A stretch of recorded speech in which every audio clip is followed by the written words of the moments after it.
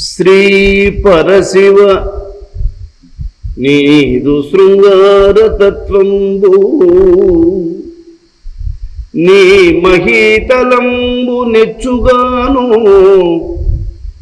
నేను చెప్పబోన నేర్చితి నీ కృప అఖిల జీవ సంగ ఆత్మలింగ.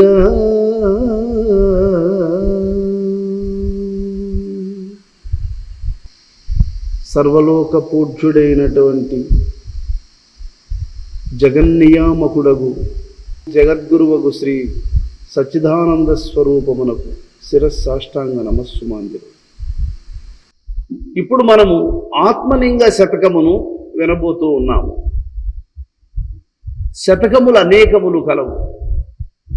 ఆకుల గురుమూర్తి అనే గొప్ప అనుభవజ్ఞానము గల యోగీశ్వరుడు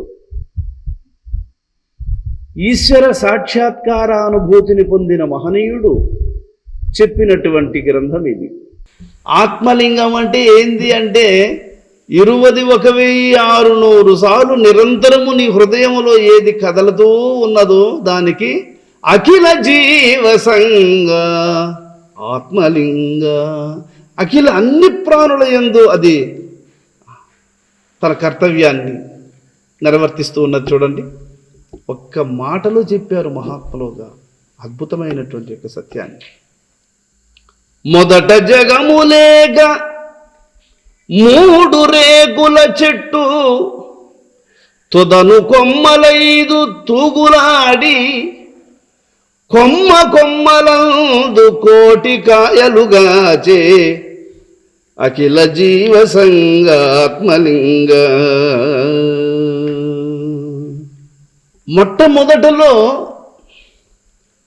ఈ సృష్టి అనేది లేదు, నిరామయం.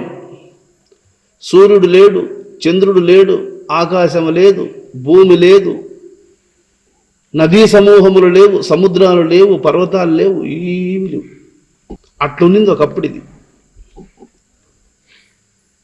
మొదట జగము లేదు 3 రేకుల చెట్టు. మీరు ఒక విత్తనములో నుంచి చెట్టు మొక్క వచ్చినప్పుడు చూడండి, ఆ మొక్కను ఈ పక్కన ఒక ఆకు, ఈ పక్కన ఒక ఆకు, 2 ఆకులు ఉంటాయి. ఏ చెట్టు అయినా సరే 2 ఆకులు ఉంటాయి. ఆ 2 ఆకుల మధ్యలో ఒక మొగ్గ ఒకటి ఉంటుంది, మొగ్గ. ఇది 3 రేకుల చెట్టు. అలాగే ఇడానాడి పింగళనాడి, ఈ రెండింటి మధ్యలో మొగ్గ లాంటిది సుషుమ్నా నాడి.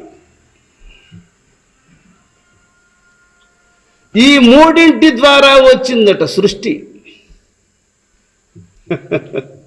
అంటే 2 రేకుల మధ్య ఉంటుంది చూడండి, మధ్యలో మొగ్గ. ఆ మొగ్గలోనే మళ్ళా 2 ఆకులు వస్తాయి, అది మొగ్గగానే ఉంటుంది. మళ్ళా 2 ఆకులు వస్తాయి, మళ్ళీ అది మొగ్గగానే ఉంటుంది. మొగ్గ ఇప్పుడు మొగ్గగానే ఉంటుంది, మొగ్గ ఆకులుగా మారుతుంది, మళ్ళీ మొగ్గ ఆడ మిగిలి ఉంటుంది, మళ్ళా ఆకులుగా మారుతుంది, మళ్ళీ మొగ్గ ఇప్పుడు. అందుకే సుషుమ్నా నాడి ఎప్పుడు అది సుషుమ్నాగానే ఉంటుంది. ఇడానాడి మాత్రం ఆకులను వేస్తూ ఆకులను వదులుతూ ఉంటుంది. ఆకులను వేస్తూ పండు మాగిన తర్వాత ఆకులు రాలిపోతూ ఉంటాయి, మళ్ళీ ఆకులు ఇస్తూ ఉంటుంది. మొగ్గ మాత్రం ఇస్తూ ఉంటుంది, అది మొగ్గ మాత్రం ఇస్తూ ఉంటుంది. మొగ్గ ఎప్పటికీ తన స్వభావాన్ని అది సూచిస్తూనే ఉంటుంది. అలాగా 2 రేకుల మధ్య మొగ్గ ఎలాగా ఆకులను, కొమ్మలను, రెమ్మలను, మహావృక్షాన్నంతటినీ దాని నుంచి వెలితీస్తూ ఉంటుంది. దాని నుంచే ఇంత పెద్ద మహావృక్షం, ఒక మర్రి చెట్టు చూడండి, ఒక మద్ది చెట్టు చూడండి, ఒక చింత చెట్టు చూడండి, ఇవన్నీ అట్లాంటి మొగ్గల నుంచి వచ్చినట్టు ఇవన్నీ కూడా.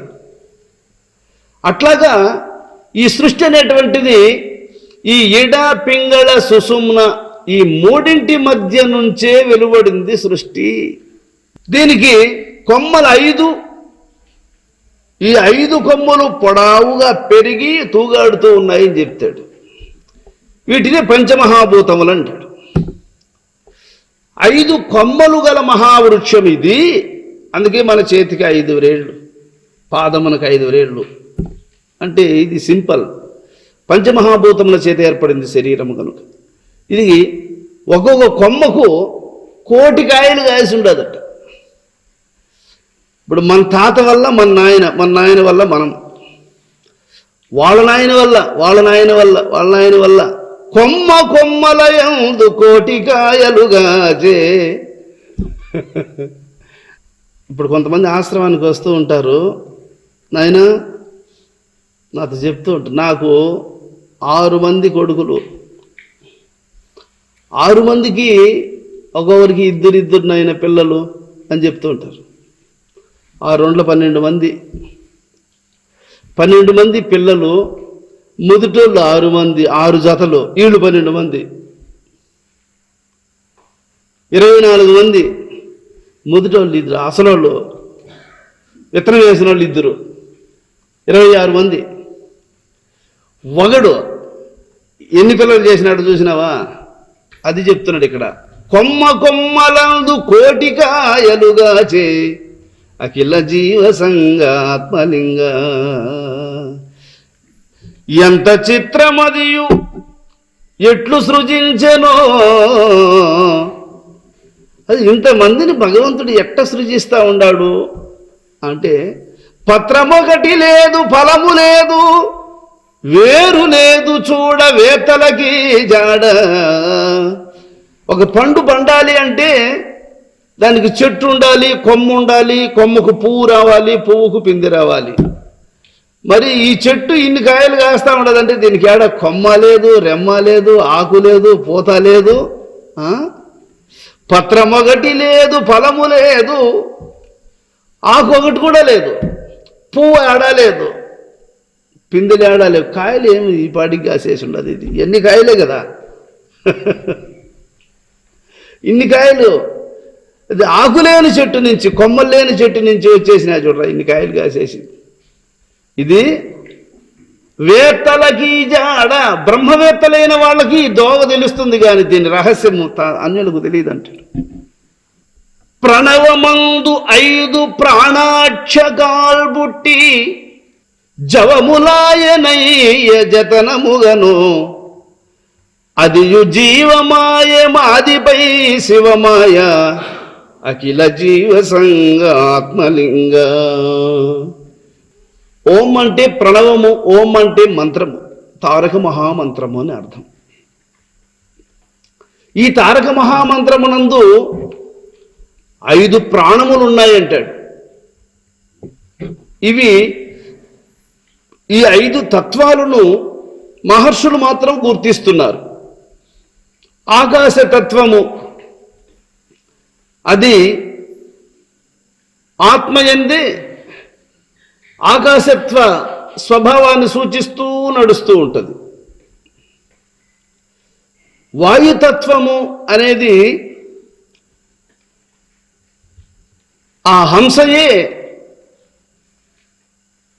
విజృంభణతో కూడినటువంటి వాయుస్వరూపాన్ని ధరిస్తూ ప్రవహిస్తూ ఉంటుంది.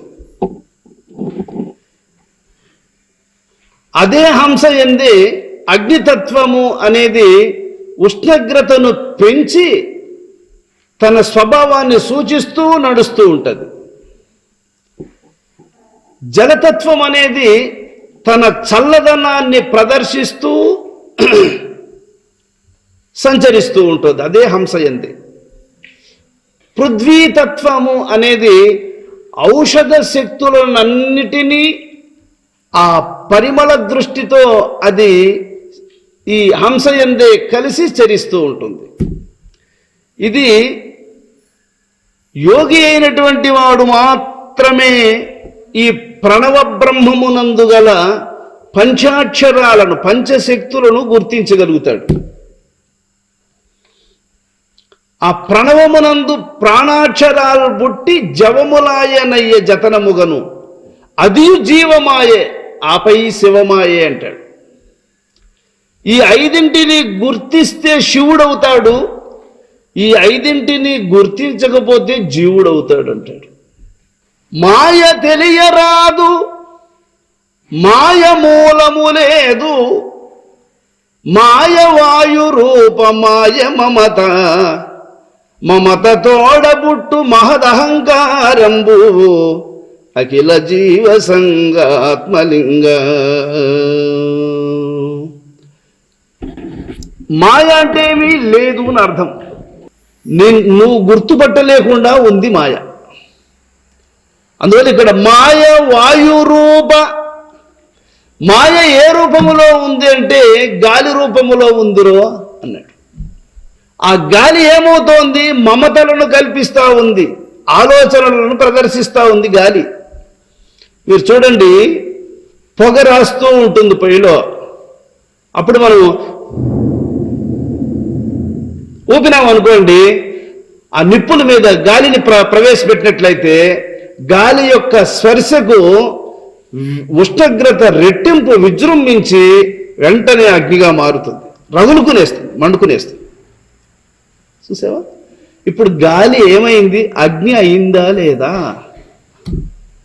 చూడండి, గాలి ఏమైంది? అగ్ని అయిందా లేదా? ఆ గాలి యొక్క ప్రెజర్లో పుడతా ఉంది అది. వాయువే మనసాయే, వాక్కు వేదములాయే, మనసే వాయువాయే, మాటలేలా. వాయువు పుట్టిన క్రమమే వేదాంతులకు బయలు. విశ్వదాభిరామ వినరవే మాట. గాలి మనసాకృతి ధరిస్తోంది, మనసే సంకల్ప రూపములలో పరుగులు తీస్తూ ఉంది. ఇంకో మాట, నీళ్ళే అడరూపం ధరిస్తుంది, ఒకదాన్ని ఒకటి వెంబడించినట్టు పరిగెత్తూ ఉంటుంది.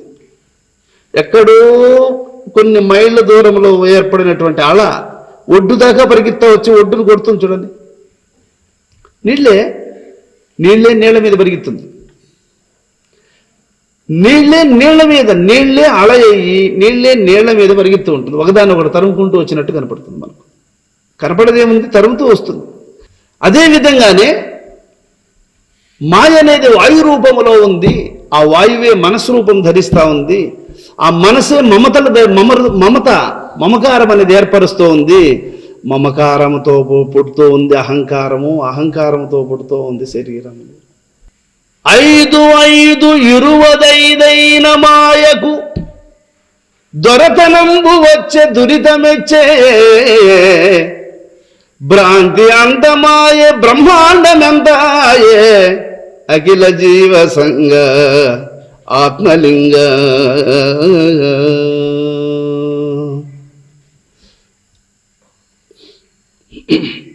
ఆత్మ నుంచి పుట్టినది ఆకాశం, ఆకాశము నుండి పుట్టినది గాలి, గాలి నుండి పుట్టినది అగ్ని, అగ్ని నుండి పుట్టినది జలం, జలము నుండి పుట్టినది భూమి, భూమి నుండి ఇన్ని ఏర్పడి ఉన్నాయి.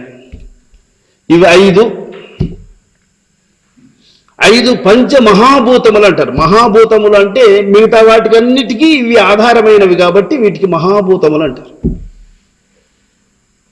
జ్ఞానేంద్రియములు 5, కర్మేంద్రియములు 5, పంచతన్మాత్రలు 5, మనోబుద్ధి చిత్తహంకారములు అంతరేంద్రియములు 4. పంచమహాభూతములు 5, జ్ఞానేంద్రియములు 5, కర్మేంద్రియములు 5, పంచతన్మాత్రలు 5. ఎన్ని? 20. అంతరేంద్రియములు 4, 24. 24 చేత ఏర్పడినటువంటి ఈ శరీరములో 25వ వాడు జీవుడు దీంట్లో ఉండి కాపురం చేస్తున్నాడు శరీరంలో. అందువల్ల ఇక్కడ 5 20 మాయకు, ఈ 25 తత్వములతో కూడినటువంటి శరీరమునకు దొరతనంబు వచ్చే. ఈ 25 తత్వాలతో ఏర్పడినటువంటి ఈ శరీరమే ముఖ్యమంత్రి అవుతా ఉంది, ఇదే ప్రధానమంత్రి అవుతా ఉంది, ఇది ఎమ్మెల్యే అవుతా ఉంది. దొరతనం వచ్చి అందరి మీద అధికారం జలాయిస్తూ ఉండాలి. ఇది ఒరే దొరతనంబు వచ్చే దురితమెచ్చేయే. దొరతనము వస్తూ ఉంది.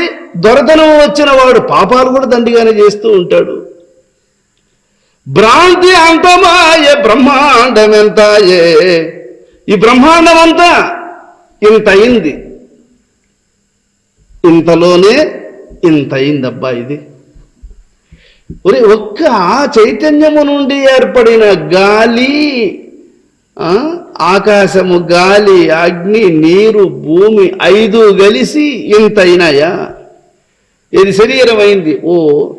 ఆ శరీరానికి వచ్చినటువంటి ఒక పదవి, ఆ పదవితో వచ్చే దొరతనంతో వచ్చినటువంటి పాపము, ఆ పాపం వల్ల వచ్చిన నీచ జన్మాదులు, బలము దప్పినట్టి బ్రహ్మాది మూర్తులు కలను జల్ది లేచి కల్వరించి సృష్టి రూపు దాల్చి చింతించి అఖిల జీవ సంగాత్మలింగ పరమార్థం యొక్క శక్తిని త్రిమూర్తులు గుర్తించలేకపోయారట. చూడండి, బలము దప్పినట్టి బ్రహ్మాది మూర్తులు, బ్రహ్మ విష్ణువు ఈశ్వరుడి ముగ్గురు కలను చెంది లేచి కల్వరిల్చి సృష్టి రూపు దాల్చి చింతించి అఖిల జీవ సంగాత్మలింగ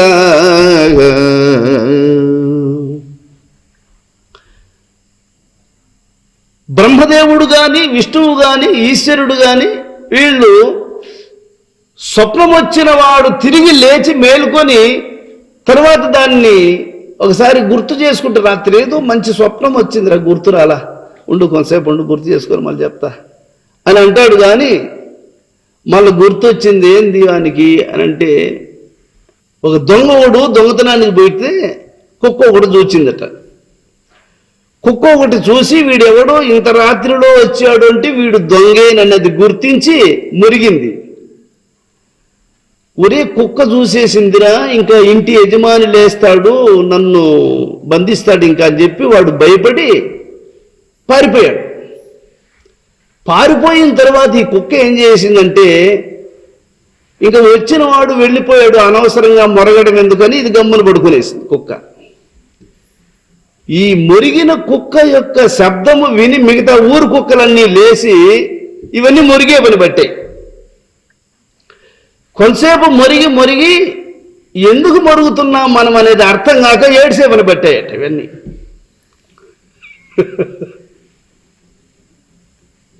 కొంతసేపు మరుగుతాయి, చూడండి మీరు ఊర్లలో కుక్కలు కొంతసేపు మరుగుతాయి, వెంటనే ఏడుస్తూ ఉంటాయి. ఎందుకు ఏడుస్తాయంటే ఎందుకు మరుగుతున్నామో అర్థం కాక ఏడుస్తాయంటాయి. దొంగను చూసిన కుక్క ఏమో దొంగ వెళ్ళిపోతాను గమ్మున అనుకుంటుంది. అది ఇది మురిగిందే శబ్దం విని మిగతా కుక్కలన్నీ లేసి ఈ మురిగే పని పడతాయి. ఎందుకు అది మురిగింది కదా, మేము మరుగుదామని ఈ మురుగుతాయి. మురిగిన కొంతసేపటికి ఎందుకు మురిగినామో అర్థం కాక ఏడ్సే పని పడతాయి. అట్లా ఈ లోకంలో ఉండే మనుషులందరూ కూడా భగవంతుని గురించి తెలుసుకోవడం కోసం వాళ్ళు శిష్యులకు 4 మాటలు చెబుతారు. ధర్మ అర్థ కామ మోక్షములనే 4 గురించి విశదీకరించి ధర్మార్థ కామ మోక్షములకు మూలమైనటువంటి సత్యాన్ని చివర గుర్తించి అది యోగంగా స్థిరమనర్చుకోమని శిష్యులకు తెలియజేస్తారు వాళ్ళు. కానీ ఈ రహస్యం లోకులకి ఏం అర్థమవుతుంది చెప్పండి? సాధువులను విమర్శించుకుంటూ పోతూ వీళ్ళ ఏడుపెట్లు ఏడుస్తూ ఉంటారు. గురు శిష్యుల మధ్య ఉన్న సంబంధం ఏంది, వాళ్ళు ఏం మాట్లాడుకుంటున్నారు, దేన్ని వాళ్ళు గుర్తిస్తున్నారు అనే సంగతి లోకులకు అర్థం అవ్వదు. వాళ్ళు ఏడుపేదో వాళ్ళు ఏడుస్తూ ఉంటారు అంతే. అందువల్ల లోకులు ఎన్నటికీ ఈ ఆధ్యాత్మిక రహస్యాన్ని గుర్తించలేరు. వాళ్ళది ఏ జన్మలోనూ ఆ జన్మ సంస్కార పరులైనటువంటి పుణ్యాత్ములు తప్ప బ్రహ్మజ్ఞాన వైభవాన్ని అందుకోవడానికి అందరూ సమర్థులు కాలేరు. ఆ సమర్థతది. అందుకే నెమలికి ఒక్కదానికే తెలుసు పురులు విప్పి ఆట ఆడేది, కాకికి ఏం తెలుస్తుంది చెప్పండి? నాగుబాముకు ఒకదానికే తెలుసు పడికి విప్పి ఆడేది, పూడుబాములకి ఏం తెలుస్తుంది చెప్పు? తెలియదు. అలాగే మహాత్ములకు మాత్రమే తెలుస్తుంది కానీ భగవంతుని యొక్క ఉనికిని గుర్తించడానికి సామాన్యుడికి ఇది తెలియదు. 5 కలిసిన పంజరం ఇది అంటాడు. పంచవన్నెలైన పంజరం ఇది 5 చేత ఏర్పడి పంచమహాభూతముల చేత ఏర్పడినటువంటి పంజరము అంటాడు. మనం ఒక పక్షిని పంజరములో పెట్టి మేపుతూ ఉంటాం చూడండి, అలాగా పంజరం ఇది. ఈ పంజరములో ఆహాహా పంచ చిలుక ఇందు మఠము తీర్చి. జీవుడనేవాడు ఈ పంచవన్నెల పంజరములో పట్టుబడి ఉన్నాడు. లోపల చేరుకొని వీడేం చేస్తున్నాడు? మాటలాడునయ్యా మాణిక్యముల మూట. మాణిక్యములతో సమానమైన విలువైన మాటలు లోపల జరుగుకొని మాట్లాడుతూ ఉన్నాడు వాడు. ఎవడు? ఈ పంచవన్నెల పంజరములో పట్టుబడిన జీవుడనేవాడు లోపల చేరుకొని మాట్లాడుతూ ఉన్నాడు. వీడు అదే కదా ఇప్పుడు చేస్తూ ఉండేది. చిలుక పలుకులందు చిత్రమయ్యున్నవి. ఒరే, ఈ చిలుక ఎట్లా మాట్లాడుతూ ఉందిరా అని ఆలోచన చేస్తే ఇది ఆశ్చర్యం. చిలుక పలుకు అందు చిత్రమయ్యున్నవి, పలుకులోను పలుకు పదిలపరచి. ఏం మాట్లాడుతున్నాడు? ఆ మాటకు ఆధారం అయ్యేదో, మాటకు ఆధారమైన మర్మాన్ని గుర్తించి మనస్సును దాని యందు స్థిరపరుస్తాడట. వలపు పుట్టినట్లు వచయింపుచున్నది. ఆ వినే వాళ్ళకందరికీ కూడా ఇంకా కాసేపు వినాలి, ఇంకా కాసేపు వినాలి. ఆ ఇంపైనటువంటి ఆ రుచికరమైనటువంటి ఆ మాటలను, సారవంతమైనటువంటి మాటలను ఆ లోపల ఉన్నటువంటి ఆ పంజరములో ఉన్నటువంటి చిలుక మాట్లాడుతూ ఉంటుందట. వలపు పుట్టినట్లు వచింపుచున్నది. ఇంకా కాసేపు వినాల అన్న భావన కలిగేటట్లు మాట్లాడుతూ ఉంది. వలపు జందిరయ్యా వనితలు మగవారు పరమ చిలుక కొరకు పరుగులేతి, పట్టలేక తుదను భ్రాంతుల పాలైరి అఖిల జీవ సంగ ఆత్మలింగ. అరే, లోపల రామచిలుక ఒకటి మాట్లాడుతూ ఉంది, దీన్ని పట్టాలరా అని. ఇంత అందమైనటువంటి సారవంతమైనటువంటి మాటలను మాట్లాడుతూ ఉండదే, ఆ చిలకను పట్టాలరా అని ఎంతోమంది పరుగులెత్తిరయ్యా, పట్టలేక తుదకు భ్రాంతుల పాలైరి. ఆ చిలకను పట్టడం కోసం ఎంతో మంది పరుగులు తీశారు. ఏది లోపల మాట్లాడుతూ ఉండదు చూడు, ఇప్పుడు లోపల రామచిలుక ఒకటి. ఆ చిలుకను పట్టాలని ఎంతో మంది ప్రయత్నించారు. పరమ చిలుక కొరకు పరుగులెత్తి పట్టలేక తుదకు భ్రాంతుల పాలైరి. దాన్ని పట్టాలని ప్రయత్నం చేసి చేసి చేసి చేసి ఇది అయ్యే పని కాదు అని మరలా పూర్వమున్న స్వభావాల వైపుకే తిరిగిస్తారట. దాన్ని పట్టలేక పట్టతరము కాదు పాతాళమునంటి బ్రహ్మ పట్టణమునకు పారుచుండు. అది ఆ పంజరములో ఉండి మాట్లాడుతా ఉందే ఆ చిలక, అదేందో తెలుసా? పాతాళ లోకము నుండి బ్రహ్మలోకము వరకు సందు లేకుండా వ్యాపించి ఉందిరా అది. పట్టతరము కాదు పాతాళమునంటి బ్రహ్మ పట్టణమునకు పారుచుండు. అది మూలాధారం మొదలుకొని సహస్రారం వరకు. ఇది పాతాళం అంటే ఏంది? మూలాధారము నుండి బ్రహ్మపట్టణం అంటే ఏంది? సహస్రారం వరకు నడుస్తా ఉంది. భ్రమలు విడిచి దాని ప్రాప్తిని గనవలే. ఎవరికి పట్టుబడుతుంది అదంటే లోకభ్రాంతి, భౌతికమైనటువంటి ప్రాపంచిక సుఖముల పట్ల భ్రాంతి వదిలిన వానికి అది పట్టుబడుతుంది. ఆన్సర్ ఇచ్చాడు కరెక్ట్గా. భ్రమలు విడిచి దాని ప్రాప్తిని గనవలే. ఉత్తముడైనటువంటి పురుషుని పతివ్రత అయినటువంటి భార్య వరిస్తుంది, ఆయనను చూడగానే సంతోషిస్తుంది, పరమానంద భరితురాలవుతుంది. వీడు ఓగుగానో తాగుగానో తాగుబోతుగానో ఉన్నాడనుకోండి, వాడిని చూసి అసహ్యించుకుంటూ ఉంటుంది కదా. ఇది నైజం, ప్రపంచంలోనే ఇది నైజం. అలాగే మనస్సులో గల భ్రాంతులనన్నిటినీ ఎవడు విడనాడుతాడో అట్టివానికి అది పట్టుబడుతుంది. ఏ ఒక్క సంకల్పము మనస్సులో దాగి ఉన్నా దాన్ని బ్రహ్మాదులు పట్టలేరంటున్నాడు. అందువల్ల భ్రమలు విడిచిదాని ప్రాప్తిని గనవలే అఖిల జీవ సంగాత్మలింగ. సాధ్యపడదు ఎంత సామంతుడైనను సత్యశాంత సమరసాత్ముడైతే మోహముందునయ్య మోక్షకాంతామణి అఖిల జీవ సంగాత్మలింగ. సామంతుడైన అంటేమి ఎంత బలవంతుడైనా సరే అది సాధ్యపడదు, లోపడదు అన్నాడు. అందుకే శక్తికిని సాధ్యముగాదు యుక్తులకును చిక్కదు ఎవ్వరి చిత్తములకును. అది శక్తికి సాధ్యం కాదు, శక్తికి లోపడేది కాదు. యుక్తికి తెలివైన వానికి అది పట్టుబడేది కూడా కాదు, తెలివికి లోపడేది కాదు, ఎవ్వరికి అందేది కాదు. అది చెప్తున్నాడు ఇక్కడ. సాధ్యపడదు ఎంత సామంతుడైనను సత్య శాంత సమరసాత్ముడైతే సత్యనిష్ట గలవాడై ఉండాలి, శాంతించిన మనస్సు గలవాడై ఉండాలి, సమదృష్టి కలిగిన వాడై ఉండాలి.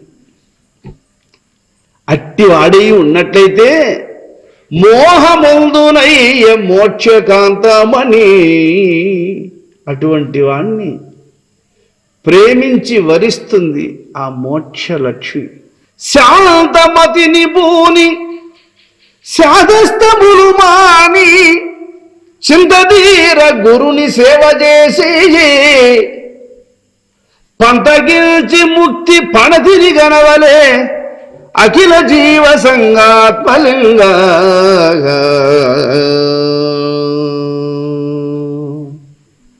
శాదస్తం చల్లాటం పనికిరాదోయ్.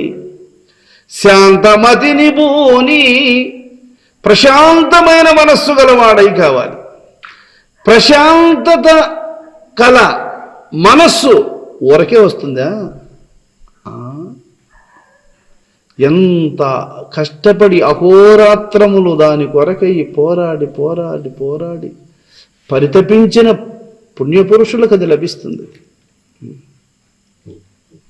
అందుకే ఇక్కడ శాంతమతిని పూని చాదస్తములు మాని, దాంతో చలగాటం పనికిరాదు,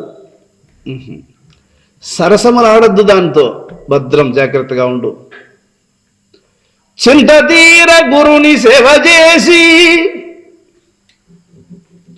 గురుదేవుని భగవంతుడిని ఆరాధించాలి.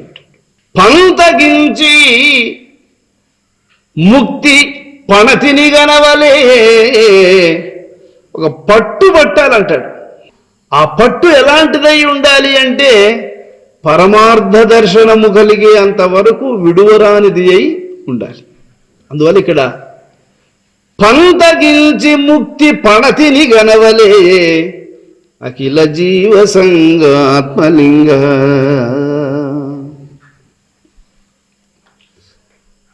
ముక్తి కాంతయంత మూర్ఖురాలో గాని చిక్కుబెట్టు ఎట్టి సిద్ధునైనా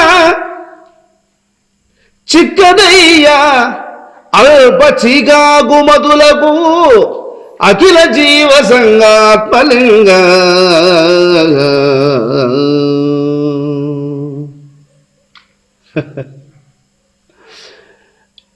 ఎంత గొప్పవాడినైనా సరే పరీక్షలు పెడుతుందన్నాడు.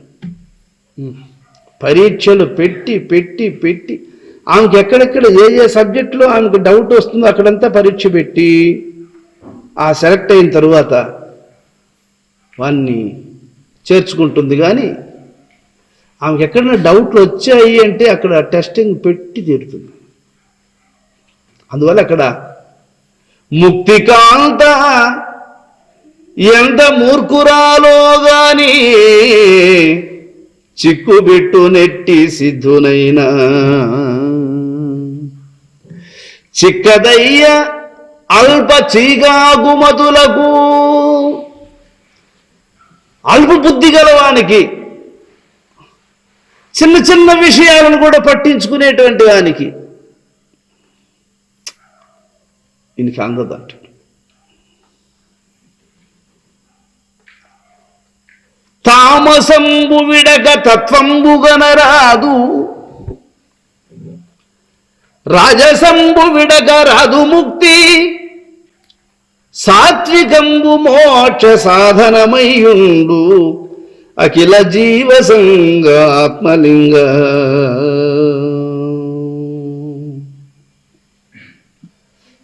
తామసము, రాజసము, సాత్వికము అనే 3 గుణాలు అందరికీ ఉంటాయండి. ఈ 3 గుణాలు ఎలా ఉంటాయి మనలో అంటే, తామస గుణం ఉండేవాడు ఎవరు చెప్పినా వినడు. వాడు చేసేది తప్పని లోకానికి తెలుసు, వానికి కూడా తెలుసు, కానీ వాడు దాన్ని వీడడు. ఇది తామసము అంటే, తామస గుణం అంటాడు దాన్ని. మరి రాజసము అనేది డంభము, పిస్టేజీ. ఈ పిస్టేజీ చాలా చెడ్డదండి. పిస్టేజీ కోసం ఇప్పుడు కొన్ని వివాహ కార్యాలు కావచ్చు, రకరకాల కొన్ని కార్యాలు పిస్టేజీ కోసం అప్పులు చేసేస్తాడు కార్యాన్ని మాత్రము. మళ్ళీ దాన్ని తీర్చలేక, వడ్డీకి సంపాదించలేక దంటాలు పడుతూ ఉంటారు. పిస్టేజీ కోసం చేసేస్తాడేమో కార్యం ఏమో, కానీ దాన్ని మళ్ళీ తీర్చలేడు తిరిగి. ఈ స్వభావం ఏందది? అది రాజసం. అంటే దీనికి సంబంధించిన స్వభావాలన్నింటినీ రజోగుణము సృష్టిస్తూ ఉంటుంది.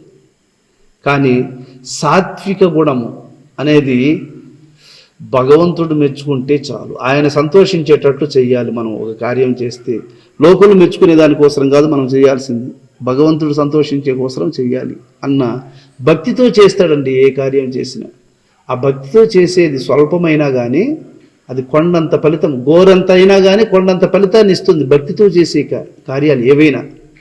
భక్తి లేకుండా డంభంగా చేసేటువంటి కార్యాలు కొండంత చేస్తే కూడా గోరంత ఫలితాన్ని కూడా ఇవ్వవు, జీరో అయిపోతాయి. అందువల్ల మూర్ఖత్వం పనికిరాదు, డంభము పనికిరాదు. ఆ రెండింటినీ వదిలిపెట్టి కేవల ధర్మానికి కట్టుబడి ఏ కార్యాన్నైనా చెయ్యాలి. అలాగే కొందరు సాధకులు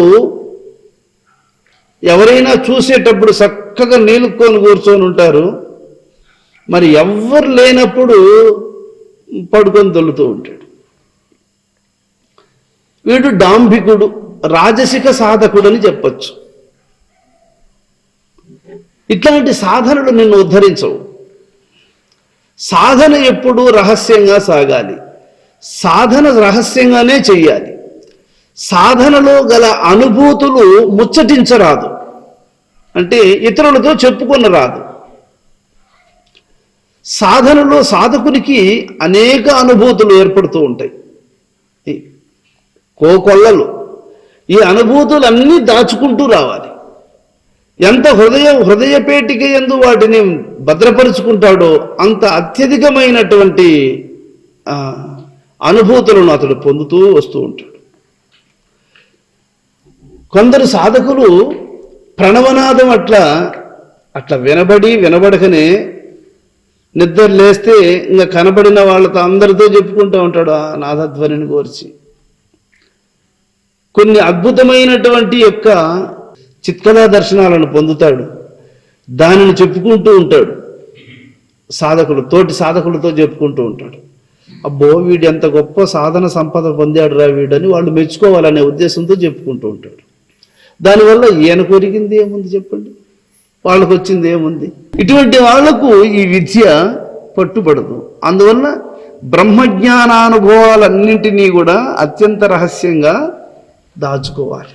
మనసు జార విడచి మమకారమణచగా మునులు కొందరు భ్రమమునిగినారు, నరుడు స్థిరముగనుట నమ్మరాదా మాట అఖిల జీవ సంగాత్మలింగ. మనస్సును మెల్లగా వదిలేస్తారు ఎవరు? మునీశ్వరుల సైతము. ఇంకా సామాన్యులకు అది చెప్పేది ఏముంది అన్నాడు. ఎప్పుడు జారుతుందంటే లోపల కొంచెం పెట్టుకొని ఉంటారు మమకారము. దాన్ని మీరు నీళ్లు చూడండి, ఎక్కడైనా కొద్దిగా లీకేజ్ ఉన్నిందంటే దాంట్లో నుంచి చెమ్మ స్రవిస్తూ ఉంటుంది. అట్లా మనసులో ఎక్కడైనా నిగ్రహం కాస్త లోపించి ఉన్నట్లయితే మనస్సు క్రమంగా అక్కడ జారుతుందట. అందుకని మనసు జార విడచి మమకారమణచక మునులు కొందరు, అందరూ అని చెప్పలేదండి ఎక్కడ. అందరూ అని చెప్తే తప్పు అవుతుంది. అది అందరూ అలా లేరు. కొందరు భ్రమ మునిగినారు. నరుడు స్థిరముగనుడ నమ్మరాదా మాట. మౌనీశ్వరుడు అంతటి వాళ్ళను కూడా అది ఆ వీక్నెస్ని కనిపెట్టి వాళ్ళను జారగొట్టేస్తా ఉందంటే సామాన్య మానవుడు కథ చెప్పేది ఏముందన్నాడు. అందువల్ల అక్కడ నరుడు స్థిరముగనుట నమ్మరాదా మాట. మహాత్ముల విషయంలోనే పల్టీలు కొట్టిస్తా ఉంది అది. అంటే ఇంకా సామాన్యమైన మనుషుల మాట చెప్పేది ఏముందిరా అంటాడు. అందుకని మొట్టమొదట మొదటి మనసు జయము ముఖ్య యోగంబని. మొట్టమొదట ముఖ్యమైన యోగం ఏదంటే మనోజయమే. మనస్సును జయించాలి. మొదటి మనసు జయము ముఖ్య యోగంబని తెలియలేక ధరను తిరిగెనేని కుదర కక్కసించి కుక్కలాగు చెరిల్చు అఖిల జీవ సంగాత్మలింగ. కుదురు అంటే ఇప్పటి వాళ్ళకు తెలియదు, ముందు పాత వాళ్ళకు తెలుసు. ఒడ్లు దంచిన తరువాత ఆ పొట్టును చెరిగేసి ఆ బియ్యాన్ని మళ్ళా దంచుతారండి. దాన్ని ఏమంటారంటే సడించుట అంటారు. సడించుట అంటే బియ్యము ఒడ్డు నుంచి వేరైన తర్వాత బియ్యం ఎర్రగా ఉంటాయి. ఆ ఎర్రగా ఉండే బియ్యమే అధిక బలాన్ని ఇచ్చేది. ఆ బియ్యాన్ని మళ్ళా దంచుతారండి. ఆ బియ్యాన్ని మళ్ళీ దంచేటప్పుడు ఏం చేస్తారంటే ఆ రోకలి పోటు పడినప్పుడు చల్లా చెదరి ఎగిరిపోతాయని చెప్పి కుదురు ఒకటి పెట్టుకుంటారు. దానికి కుదురు, ఆ కుదురు పెట్టే దానివల్ల ఎగిరిన బియ్యాలన్నీ కుదురుకు తగులుకొని మళ్ళీ రోట్లో పడుతూ ఉంటాయి. అట్లా మనస్సు ఎగురుతుంది కానీ నిగ్రహం అనే కుదురు పెట్టుకోవాలంటాడు సాధకుడు. మనస్సు ఎగురుతూ ఉంటుంది, అది దాని స్వభావం అది. కానీ కుదురు అనేది ఒక్కటి పెట్టుకోవాలి. ఆ కుదురు పెట్టుకున్నట్లయితే ఆ పక్కకు లేచినవన్నీ కుదురు తగులుకొని లోపల పడుతూ ఉంటాయి. అట్లా మొట్టమొదట మనస్సును జయించాలి. మనస్సును జయించాలన్న రహస్యాన్ని గుర్తించకుండా ఉండేవాడు కుక్క నాలుగు సాచుకుని ఇల్లిల్లు తిరిగి అందరూ ఛాయ్ అంటే నిరాశతో తిరిగిపోయినట్లు సాధకుడు ఎన్ని దేశాలు తిరిగినా, ఎన్ని క్షేత్రాలు తిరిగినా, ఎంతమంది దగ్గర సన్మానాలను పొందినా లోపల మాత్రము శాంతిని పొందలేడు. మనం లోకంలో ఎంతో మందిని చూస్తూ ఉన్నాం. ఎందరో పర్యటనలు చేస్తూ ఉంటారు, భక్తులతో కలుస్తూ ఉంటారు, ఇంటింటికాడ రకరకాలైనటువంటి విందులు భోంచేస్తూ ఉంటారు. కానీ లోపల ఉన్నటువంటి యొక్క లోటు మాత్రము పక్కన పొడుస్తూనే ఉంటుంది వాళ్ళను. అందువల్ల కుక్క వంటి మనసు కుదురుగా చేసియు నిటల మధ్య దృష్టి నిలిపెనేని పటుతరైక్య బ్రహ్మభావం బుగల్గును అఖిల జీవ సంగ ఆత్మలింగ.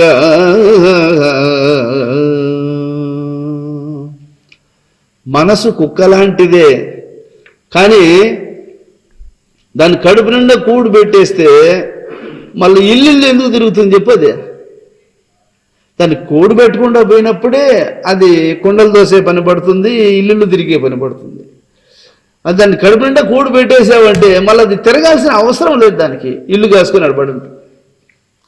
అట్లా మనసు శాంతించదగినటువంటి యోగాన్ని దానికి అందిస్తూ ఉంటే అది మళ్ళీ బయట పోయే పని ఏముంది, దానికి బయట పోవాల్సిన అవసరం దానికి ఉండదు. నిత్య సుఖము తనలోనే లభిస్తూ ఉంటుంది కాబట్టి అది మళ్ళీ బయట ఎక్కడ పరిగెత్తదు. అదండి రహస్యం. అందుకని మనస్సు పరుగులు తీస్తూ ఉంది అంటే నీ నుంచి దానికి సమాధానం కరెక్ట్గా అందలేదు. నీ నుంచి దానికి సమాధానం కరెక్ట్గా అందలేదు, అందుకోసం అది బయటపోతా ఉంది. ఇంట్లోనే కావలసినంత లభిస్తే బయట పోవాల్సిన అవసరం ఏమొచ్చింది దానికి?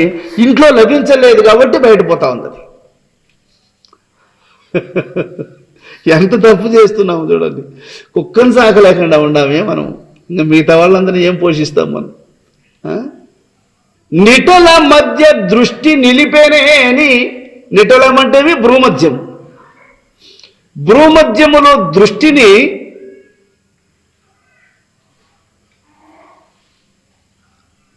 ఆత్మతో కూడి దృష్టిని కేంద్రీకరించాలి, దృష్టిని వదిలిపెట్టాలి. తుపాకీలో గుండేమో వేసాం కానీ మందు ఇలా, అది తుపుక్కని ఎట్లా ఉంటుంది చెప్పండి? మందు గుండు కూడా ఉండాలండి, అప్పుడు అది ఏటెళ్తుంది. అది గుండు మాత్రం వేసి మందు వేయకుండా పోతుంది, ఏటెట్లా ఎత్తుకుంటుంది చెప్పండి? ఎత్తుకోదు. అలాగే దృష్టి మాత్రం పెట్టుకొని ఉంటావు కానీ మంత్రం ఎప్పుడో మరిచిపోయి ఉంటావు. అందువల్ల దృష్టి ఏమవుతుంది చెప్పండి? భ్రాంతిని సృష్టించి భ్రాంతి కూడా తొలగిపోయి సుషుప్తిగా మారిపోయి ఇది తల వంచేస్తూ ఉంటుంది. చూసినావా? అందుకే ధ్యానంలో కూర్చొని ఉండేవాడు చిన్నగా తల వంచేస్తూ ఉంటాడు. కారణం ఏంటంటే మంత్రం ఎప్పుడో మర్చిపోయి ఉంటాడు. మంత్రాన్ని మర్చిపోయి కలవరింతలు ప్రారంభమవుతాయి. మనస్సు చెరిస్తూ చెరిస్తూ చెరిస్తూ అది కూడా వెళ్ళిపోతుంది, ఇడు సుషుప్తిలోకి జారిపోతుంటాడు. అందువల్ల అక్కడ నిటల మధ్య దృష్టి నిలిపేనే అని, దృష్టి ఎప్పుడు నిలుస్తుంది? కుక్క గమ్మునుంటే నిలుస్తుంది. ఇది మొరకొండ గమ్మున ఉండింది, మనస్సు కదలకుండా ఉన్నిందంటే దృష్టి నిలుస్తుంది. ఆ దృష్టి నిలిచిందా పటుతర ఐక్య బ్రహ్మ భావం బుగలుగును. ఆ దృష్టి నిలిచింది అంటే వెంటనే దోవ ఓపెన్ అయిపోతుంది, వెంటనే దోవ కనపడుతుంది. ఆ దోవలో ప్రయాణం చేసినట్లు పక్షి ఎట్లయితే కాలు కదిలించకుండా ఆకాశంలో ప్రయాణం చేసినట్లు, కాళ్ళు లేకనే పాము భూమి మీద పరుగులు తీసినట్లు సాధకునికి భ్రూమధ్యములో దారి అలా కనపడుతుంది. ఎట్లయితే మనము ఒక సినిమా చూసేటప్పుడు మన ముందర ఒక తెర ఒకటి ఉంటుంది, తెర. ఆ తెరలోనే యాక్టర్స్ అంతా పరిగెత్తినట్లు, ఒకరినొకరిని కొట్టుకున్నట్టు, దొల్లుకున్నట్టు కనపడుతుంది. గుడ్డ మాత్రం కదలదు, అది ఎట్టుండేది అట్లే ఉంటుంది. దాంట్లో పరిగెత్తేది, తరుముకుండేది, కొండలు, పర్వతాలు, మొత్తం స్టోరీ అంతా దాంట్లోనే కనపడతా ఉంటుంది మనకి కదా. స్టోరీ అంతా దాంట్లోనే కనపడతా ఉంటుంది. ఇప్పుడు మనం సెల్ చేతిలో పెట్టుకుంటే కూడా దాని ఊరికట్టే టచ్ చేస్తే చాలు, ఏ స్టోరీ కావాల్సి ఉంటే అది వస్తూ ఉంటుంది, ఆన్ అవుతాం. ఏముందాడు అర్థం అని చెప్పి ఆ అర్థం లోపలనే అంత జరుగుతూ ఉంటుంది. అలాగే భ్రూమధ్యం అనేటువంటిది, ఆ భ్రూమధ్యములో దృష్టి అనేది అట్లా ముందుకు పోతుంది. అది అట్లా ముందుకు పోయి మానవుని యొక్క సంకల్ప శక్తే కదా ఇన్ని యంత్రాలను కనిపెడుతూ ఉంది. ఇన్ని యంత్రాలను కనిపెడతా ఉంది, అది సంకల్ప శక్తే. మరి సంకల్పాతీతమైన శక్తి ఒకటి ఉంది, అది చైతన్యం అని చెప్పబడుతూ ఉంది. అన్నిటికీ శక్తిని ఇవ్వదగినది, అన్నిటినీ కదలించగలిగేటువంటిది, దానికి చైతన్యం అని పేరు. కాబట్టి అది భ్రూమధ్యములో దృష్టి నిలిపినటువంటి వానికి అది ఓపెన్ అవుతుంది. ఆ ఓపెన్ అయినటువంటి వాడు బ్రహ్మలోకాన్ని దర్శించగలుగుతాడు. అప్పుడు ఆత్మయందు అధిక విశ్రాంతియు కలిగి చంచలము గట్టిపోయి, అప్పుడు కలుగుతుందండి ఆత్మయందు విశ్రాంతి. ఎప్పుడు? కుక్క వంటి మనసు కుదురుగా ఉన్నప్పుడు, నిటల మధ్య మందు దృష్టి నిలిచినప్పుడు, నిలిచి బ్రహ్మలోకమును సందర్శించినప్పుడు, అప్పుడు ఆత్మయందు అధిక విశ్రాంతి కలిగి చంచలంబో గట్టిపోయి. ఇది మా గురువు గారు.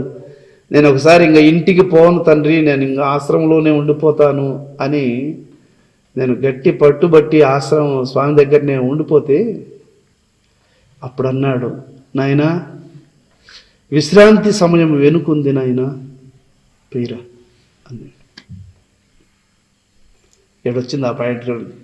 అప్పుడాత్మయందు అధిక విశ్రాంతియు కల్గి చంచలంబు గట్టిపోయి గాలి లేని దివ్య గతిగా ప్రకాశించు అఖిల జీవ సంగాత్మలింగ. గురోర్వాక్యం శాస్త్ర దృష్టాంతం. గురువు ఈ వాక్యాన్ని చెప్పింది ఎప్పుడు? 1988లో. మరి ఆ విశ్రాంతి సమయం ఇప్పుడు వచ్చింది చూడండి.